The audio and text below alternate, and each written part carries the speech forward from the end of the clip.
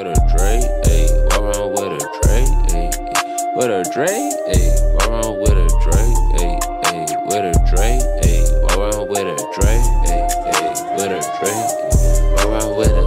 Share smoke for later, I've been big busy, in a different city, looking butter, looking jiggy, Long Island, no Henny, Shot quit playing with me, The kidding about your too much sponge, Fashion country, you got pump, blue face, not Tatiana, but I like bitches, like a big brother, going towards my goals just like soccer, had a call for Snake, but I'm not Harry Potter, big man, guess I get in vacation, getting out of bed, my ass, never gonna prosper, they gon' suck it like I shop, make me sing like the opera, it's a pop-up, bucket, girls, hop up, Pikachu, a with a sugar, acting, bitch, deserving us, so I go your heart, what, well, go and call it dog. Ayy, I was coolin' then, dawg, I got time today, ayy, I'm so apart at you niggas, Steven 8, don't test me no long paragraph, you get a K, Soldier boy, I got walk around with a Dre, ayy, with a Dre, ayy, walk around with a Dre, ayy, with a Dre, ayy, walk around with a Dre, ayy, ayy, with a Dre, ayy, walk around with a Dre, ayy, ayy, with a Dre, ayy, walk around with a.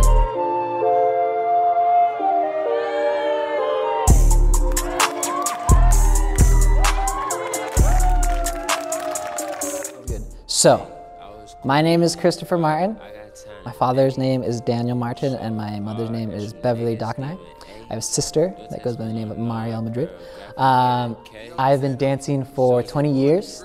Actually, 21 years. Holy moly. Yeah, so I've been dancing for 21 years. The first half of my training as a dancer was within Hip Hop Foundation, so I was really heavy into b-boying, and I was doing popping and locking as well. And then locking is a funk style, and I was also doing a bunch of like party dances, social dances growing up, and then I moved into the choreography realm where we were primarily training within choreography pieces. Did that for about maybe 8 years, and then past couple of years I've really been focusing on just connecting those two things and finding a bridge between freestyling and choreography, and those two different training methods and how they can work together. Is there anything else? I have a child named Teo Martin with my wife Vivian Lynn, and I am from San Diego. No, I am from Boulder, Colorado, and I live in San Diego, California. I think the main goal, we had a couple of goals for class today. One was to stay warm. It was very cold outside, it's late at night. The second goal was to take a new movement out from the piece and kind of apply it to your own creative work. We worked on a lot of concepts. We did some foundation training within threads and pathways that you can thread through. We did some foundation training within the idea, or some concept training of manipulation, like manipulating a part of your body with another part of your body. And I think the main goal of today was to show how those things can be applied within small parts of choreography, and in turn implore people to also practice and create in that way. And that can exist within the freestyle world as well as the choreography world. It kind of can sit in both places. So I think like when you've been dancing for a period of time, movement starts to feel like so at home that it's happening, the same thing's happening over and over again, right? So I think I branched into concepts as a means to find new movement. And for a long time I was creating and just trying to emotionally connect with music.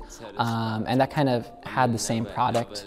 Even though the music would switch, the product would kind of feel the same. So I've been using concepts recently as a task to kind of step away from an emotional connection with dance and more of a task to accomplish, right? So like sometimes I'll train and be like, all right, I am just going to manipulate my hand for this entire song, and I'm going to see like different ways that I can do that with my body in order to just create new movement.